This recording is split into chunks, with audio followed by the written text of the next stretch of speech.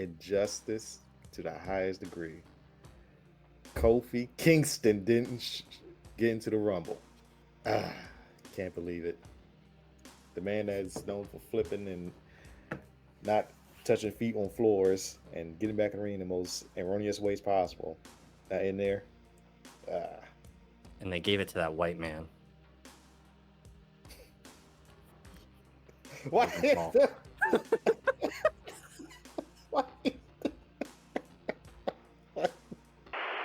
What's up, everybody? Welcome to Kayfabe Theory, home of pro wrestling what ifs, and today we are going over the 2025 Royal Rumble. Anyways, so Keith, let's go ahead and get started. First was the Women's Royal Rumble match. Predictably, as we both discussed, Charlotte Flair is now a two-time Women's Royal Rumble champion and is headed to Wrestlemania. Thoughts? Well, that's my first thought. It still goes with the trope about Charlotte Flair that most of us know that for some reason she can't be relevant unless she's involved some type of championship match. Who she go against? I still stick with what I said last video. She's going to try to run it back for the third time against Rhea Ripley. I mean, I'm going to hold firm. I would like to see kind of the new versus old with Tiffany Stratton. I don't want to see the old winning the championship off of the new. All right. Highlights from the whole thing. All right, let's go biggest moment, I think, pop-wise. Alexa Bliss. I'm assuming as the goddess is back in WWE after about 2 years. And she brought probably one of my favorite moments for the entire Rumble, which was Michael Cole going, "The internet told me she wasn't coming back." And Wade Barrett responding with that good old, "Well, you shouldn't be reading the dirt sheets all the time, Cole." So, a big old fuck you to the insiders. Yes, indeed, it was. That was a good moment. That was unexpected at all. It shows that some of these insiders that most of us watching don't really know anything. Yeah, I think Triple H and the writing team include the dirt sheets as part of planning the show, and they just constantly feed them bullshit. Like, I'm sure some of you have seen this stuff about Drew storming out of the building really angry. I mean, I feel like this is just going to end up falling into the same thing after Cody teamed up with Roman when Kevin Owens attacked him by the bus. Like, it's going to feed into a story somehow. Let's go back to Alexa Bliss for the moment. I'm glad to see her back. She's still rocking that, what was that, possession type feel with that doll. I'm hoping that's still leading towards Wyatt 6 with her. I think eventually she'll move towards the Wyatt 6, but I think she's probably going to come back as the goddess. I think what she wore today was more of a tribute to Bray and the Fiend character and everything that they did together. I think she's probably end up coming back as some form of the goddess in one way or another. Okay. Damn. Nah, I gotta go back Wyatt 6 because right now nothing really happened with them. They've been gone for like the last few weeks. Yeah, because they got shipped to SmackDown, and apparently nobody on SmackDown has betrayed each other enough for them to start emerging. We need somebody to be an asshole here. I need a good show. Speaking of other returns, so we saw in a less than stellar pop that Nikki Bella came back. I think we should have swapped maybe Nikki and Alexa's placement, but hindsight's 2020. Well, I guess we're waiting to see if she's back permanently or part-timerly. I don't know. I don't know. It's hard to figure out what they want out of Nikki Bella or what Nikki Bella wants to do. For the perspective for I can't talk for the damn.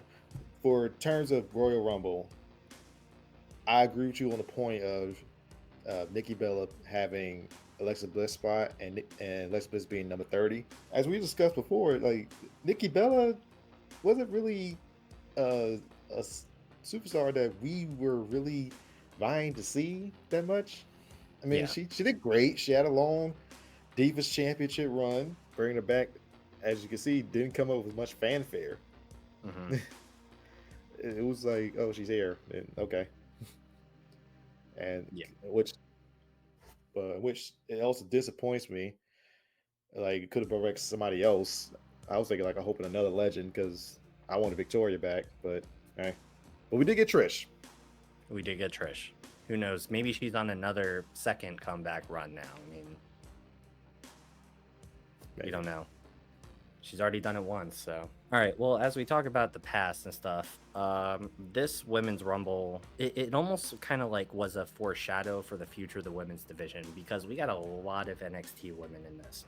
We got Roxanne Perez, who they keep saying set the record for the longest time lasting Women's Rumble. Jada Parker showed up. Lash Legend, I think, was like number 6 or 7. She lasted quite a bit. Stephanie Vaquer was in there. And then towards the end, we got the NXT Women's Champion, Julia.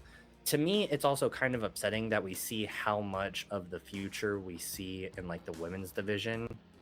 Yet the end result of the Women's Royal Rumble pretty much just went back to the default setting. Yeah, that kind of upset me, especially my pick, Io Sky. She got eliminated in that pile up with Nia Jax knocking everybody over. I was so mad when I saw that. Yeah, Nia knocked out like the whole like top 10 of the women's division.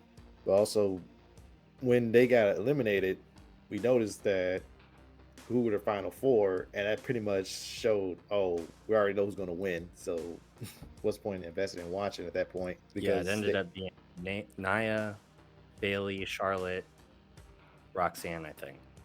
Yep. Let's see. Roxanne, that'll be interesting to watch. Bailey already won. That's what matter of fact, that's what kept me from picking her this year, because she already won last year. And you know it's not too common for a superstar to win both years, unless your name's Cody Rhodes and John Cena. But well, now Charlotte Flair's got the precedent, so Bailey's got something to chase after. So now it automatically showed, okay, Charlotte Flair got it. So. Well, it's all right. We'll see what she does. And I mean, it was a good match altogether. I mean, we also got official confirmation that Jordynne Grace is also part of WWE.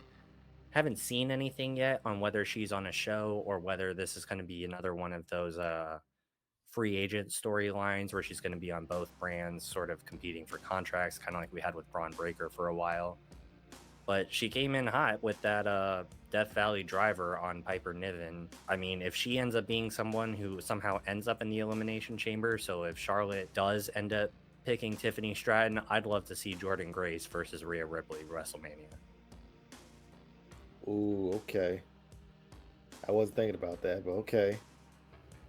I like that.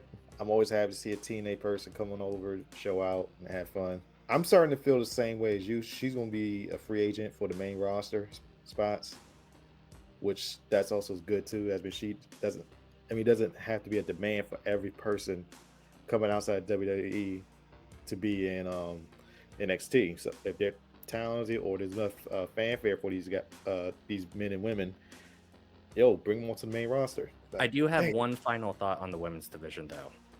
Okay. Protect Chelsea Green and just keep her forever, because the amount of laughing that I was doing when she tried getting in the middle of Bianca, Lash, Naomi, and Jada Parker, who were trying to team up to essentially eliminate all the other women, and then Chelsea interjects herself.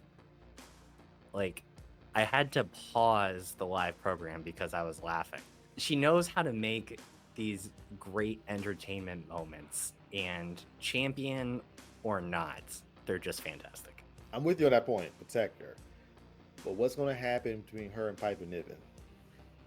Yes, that's what I'm wondering too. Because she was because she only knocked her out. Yeah. That's the point I was about to get to. She knocked out Chelsea Green. So I'm hoping there's something come of it, but who knows? They might say, "Oh, let the bygones be bygones. Keep pushing." WrestleMania dumpster match. Done. Wow.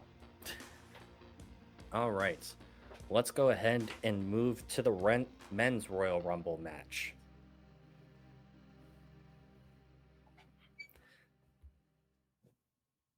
Hey, at least I'm not doing those hip thrusts like Pat McAfee and Michael Cole. That hip gyrating, whatever they do whenever they stand up on the announce table.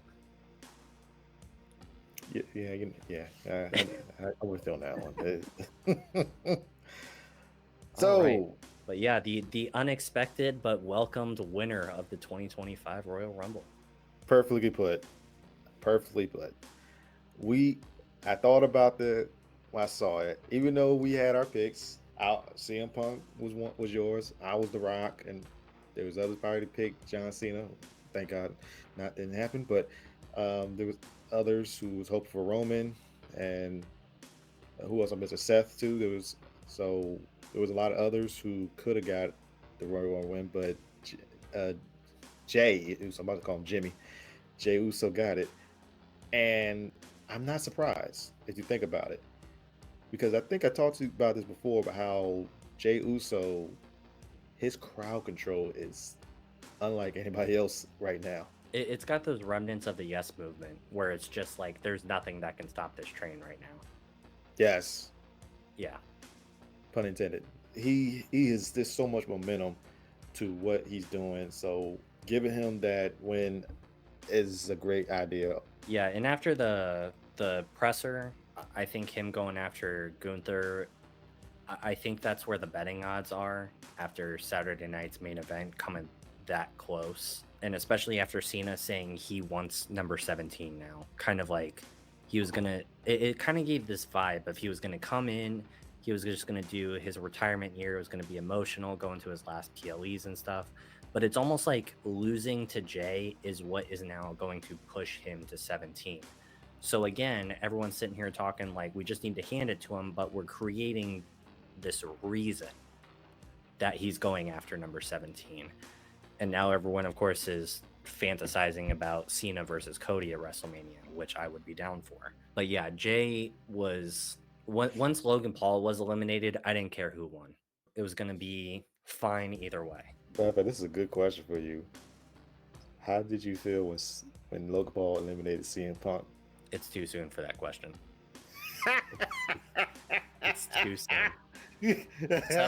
So okay. So I know we're a smaller channel at this point, but for anybody watching this that watched the predictions and know that I wasn't happy about the thought of CM Punk winning, here's what happened in the play-by-play.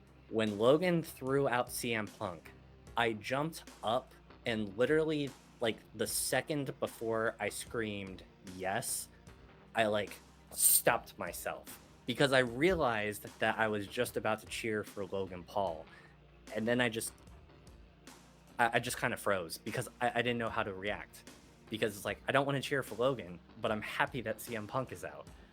I don't know what to do.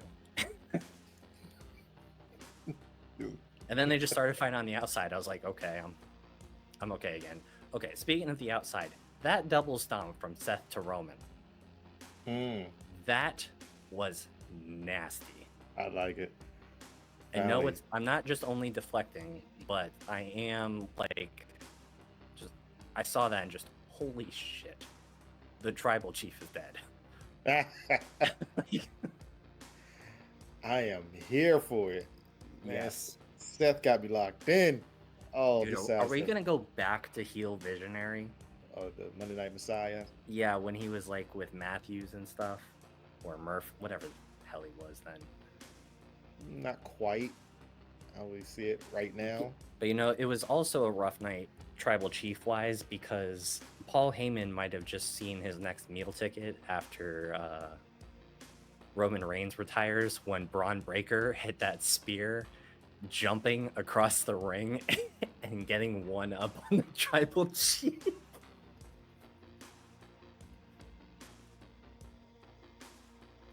Yeah. I saw the look on his face. Yeah. He didn't know whether to be in, he was in shock, but that deep in his head, he was like, damn. His inner Ron Simmons came out. Although I will say, he seems like the good guy to put in the Royal Rumble for if you have the unnecessary addition that takes a spot from a legitimate wrestler to eliminate said person. Last year, Pat McAfee tried entering the Rumble, but he took one look at Braun Breaker and he went and sat himself down back at the commentary table. And this year, Triple H put I Show Speed in the Royal Rumble. And thankfully, Braun took care of that. So I'm going to say, even though I know you're a little bit iffy on Braun, I'm going to say for those reasons right there, I think Braun is worth keeping in the Rumble. Even if he's world champion one year as Rumble. I just want him in the Rumble to eliminate all the unnecessaries. Also trying to bring optimism. I know you really hated the celebrity spots. So yes, for LeBron to be the one throw out the random celebrity spot. All right, at least that made a little sense to me versus just place Pat McAfee in there and him just step in the ring, look at Braun and say, okay, oh no, this is too scary. Let me get out. It's like at least okay, it made sense to me. That I would take that celebrity spot. It just kind of ends up being, and we talked about this in the predictions, that it would be cool if it became like a permanent tradition that the NXT champions at the time showed up in the Rumble, which in this case would have been Obafemi. I would have wanted to see Obafemi in that Rumble, but I can kind of see how it would tilt the scales of the Rumble at that time. You had Otis in there. I don't think Braun Strowman was that far behind. So it's like, okay, but can we at least put R-Truth in there or something? And he does like what he usually does. He kicks somebody and then he tries going for the 3 count. Or a hot tag in the Rumble. Yeah. Like, just let truth be truth. But now that we're over the celebrity spots, let's go back to the wrestler spots. And I know that I've been getting a little bit bashed for the CM Punk, Logan Paul, and I Show Speed thing, so I'm about to serve return. What did you think about your boy, Joe Hendry, getting the pop of the night? He did great. I might get cut out and put it right here in this empty space in my video. I hate you so much. One of those 4 foot tall heads.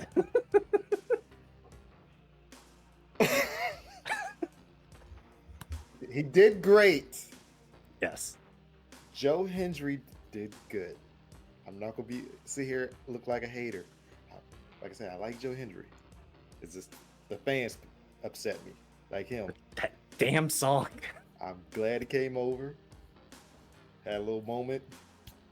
But I also love, I love this moment. Jacob put a stop to all this. Oh, yes, Jacob. Hey, I was enjoying that fella. Oh, yes. That was like such a serious moment when Sheamus and Jacob are confronted. It's just like, I was enjoying that music. Like, that was a great moment. Jacob. Oh my goodness. You did it again, man. He did it again. I'm gonna turn to a Jacob super fan. Dude, this guy, I swear, like watching, even outside of the Rumble, the other PLEs are just matches on SmackDown or whatever. It almost feels like this guy is treating like every match like it's a PLE match. Like it's not even just, oh, the durability or the strength. Like, he is essentially showing out, which is why I think we need him tag matches. They keep tagging him out all the time. Otherwise, he's just going to take on everybody himself. But I mean, that I don't even remember who the 2 were that he got up for that double Samoan drop. But the ease that he did that with was both amazing and horrifying. Well, thank you, Joe Hendry. Sorry, Jacob didn't care for what he was doing. He did not care at all. Don't worry, Hendry. When it's 12:01 the morning your contract is up, Triple H will be texting and calling you like a clingy ex. Oh, wow. Oh, and this was the other one, because we were talking about like the moments that kind of made us crazy. Right from so this match didn't even wait to give us all a heart attack, at least me. When Penta almost eliminated himself from the Rumble because his foot dangled too far.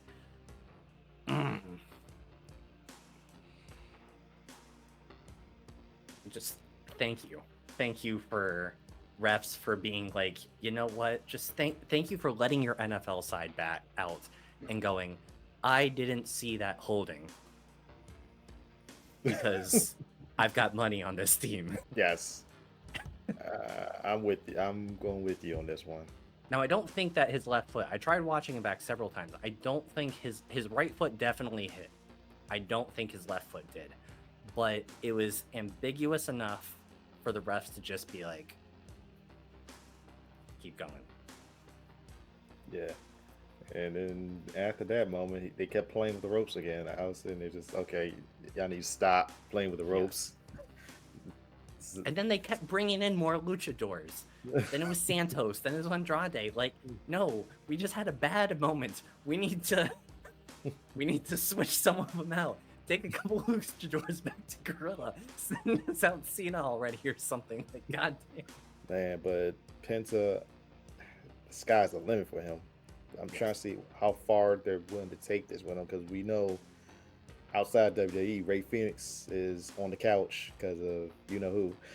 And I don't know where they're doing enough with him until Ray Phoenix come back so they can form a tag team, or are they going to like just run with Penta? Because shoot, way he going, shoot, he could get Intercontinental United States. I say wait another a year or extra 6 months, possibly main event title. Yeah, and it's going to be tough because if I remember correctly, I think the LWO is on Raw because Zelina Vega just went to SmackDown. Penta's on Raw. Andrade's on SmackDown.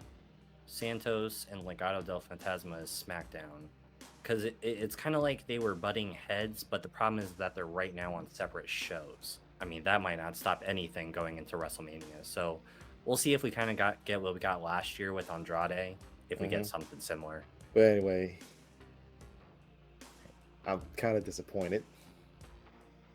Injustice to the highest degree.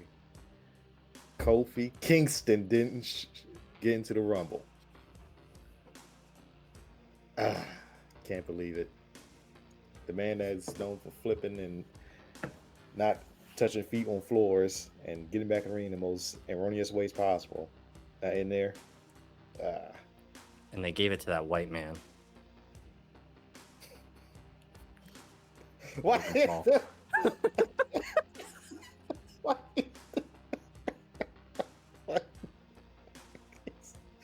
Oh my god.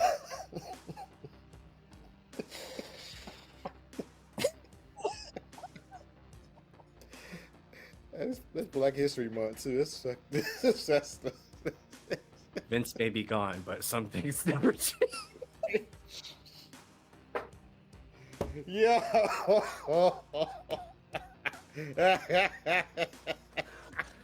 Well, thank you for watching, ladies and gentlemen. We're gonna just end the video right there. Oh god. Oh man. Oh man. Y'all look at Oh Jesus.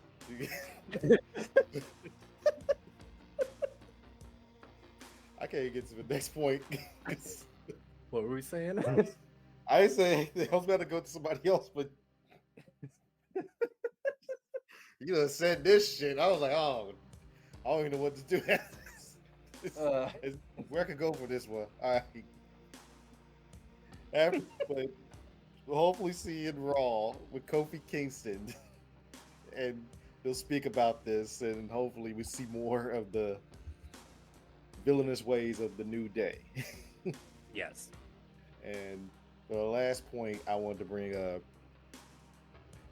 we get a return of AJ Styles, and he has come back to his old theme, which was great.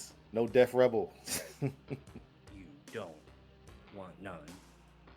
That's horrible. So I'm glad he came back to his original music, and I didn't think about this until we discussed this. He might be coming back as a face, which kind of makes sense.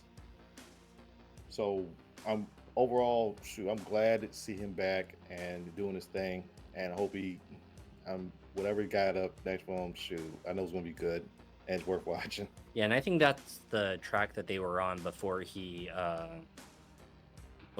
knee got all jammed up in that match with Carmelo Hayes. I think they were on the track to try to, like, let's call it a rehab from his time against Cody, like being desperate for another championship, not having opportunities and stuff lately. So I think coming back as a face was like, okay, let's just go ahead and jump the gun and just get us where we wanted to go.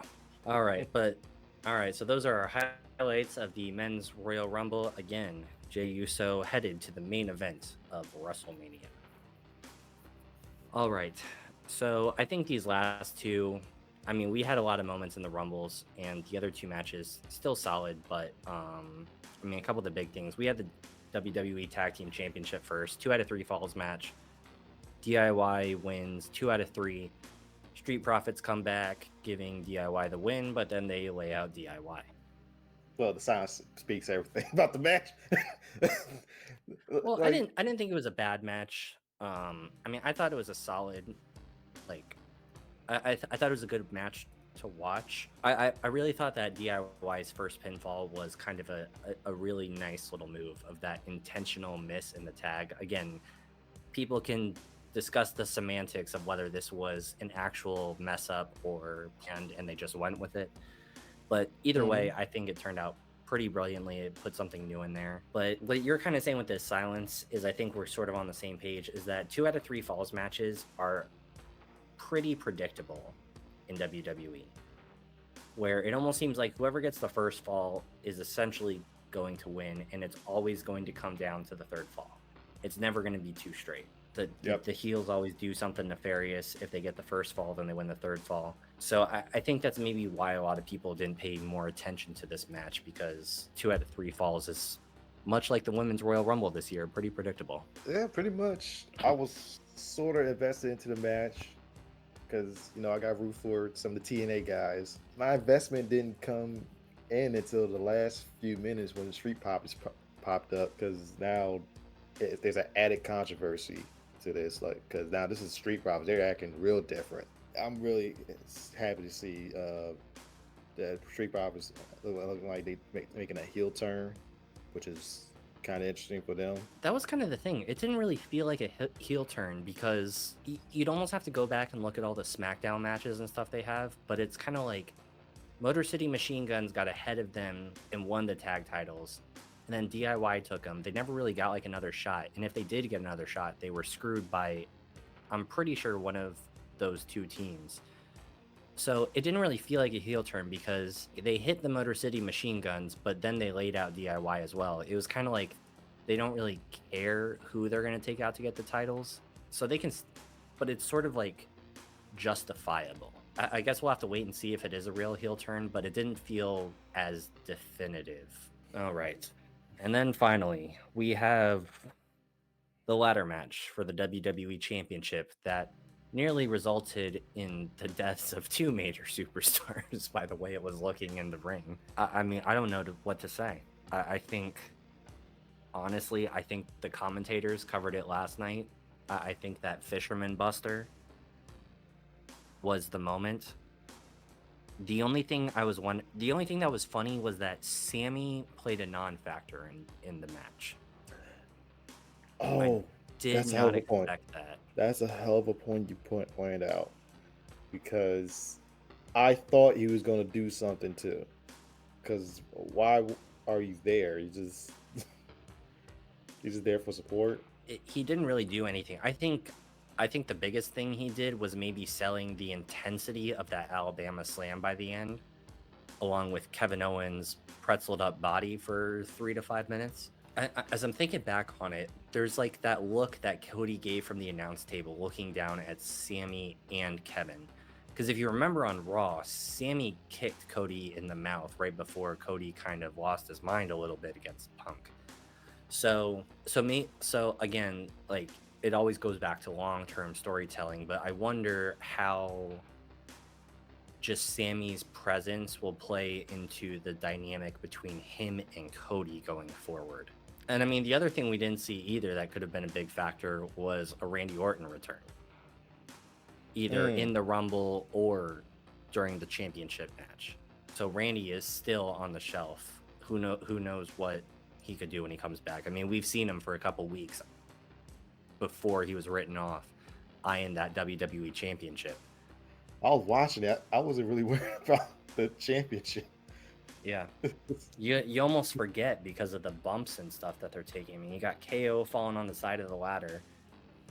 you got that one ladder that's just dangling over the ropes, and you're wondering when that's going to stab somebody. Cody broke part of the ladder off to beat Kevin Owens, which I guess was a nod to Wade Barrett. I don't remember that moment, but I mean, Wade Barrett was on commentary, so I'm going to trust him. But yeah, like you were saying, I think that Cody and Kevin just did for the ladder match what Drew and Punk did for Hell in a Cell over the fall. I think I think this kind of blood feud sort of put an edge back in the match, because ladder matches in the past was, like we said, there were only like 3 attempts at the championship.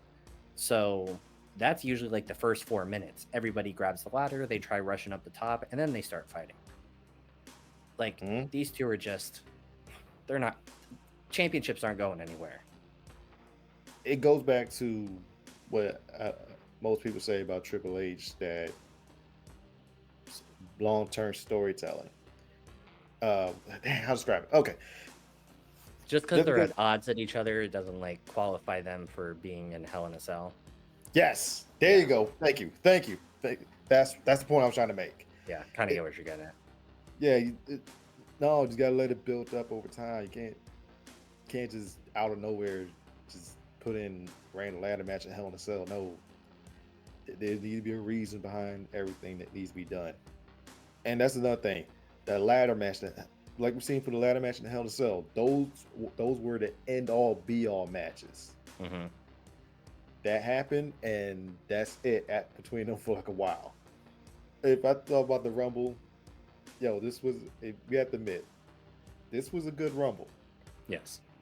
You might not like the winner for the women's, and you might have a different feeling or thought about the men's, but we could say like, we have enjoyed every single minute of the Rumble. Just kind of adding on to that, Jey winning, I don't know how to describe it, but it's kind of like Jey's win feels like the first time in a long time that we're actively watching somebody breaking into the main event scene. Because for a while, it's been like all these people who have always been in the main event scene, and then this is kind of like adding the Rumble almost to their list of accolades. But this is the first one where it feels like we're watching a breakthrough into the main event scene permanently. If I'm hitting on what you're saying, hard work paying off. Basically. Jey, we literally seen him build himself up. He was just a tag team specialist, and over time, we seen him become a singles competitor. And he grew every year. And 2024 was his best year. Now, him winning the Rumble, that pretty much damn near the cherry on top of what everything he has done throughout 2024. Well, everyone, that is Kayfabe Theory's mildly chaotic review and highlights of the Royal Rumble. Well, we hope you all enjoyed it as much as we did. Let us know what you think down in the comments. I mean, I know that there's a lot of people who disagree between Jey, Cena, and the other 5 options. But we'd love to see what people see and what you think is going to happen coming into WrestleMania. So let us know down in the comments, and please don't forget to subscribe. Once again, Kayfabe Theory, home of pro wrestling what ifs. I'm Gary, and I'm Keith. All right, and thanks for sticking with us, and we will see you all next time.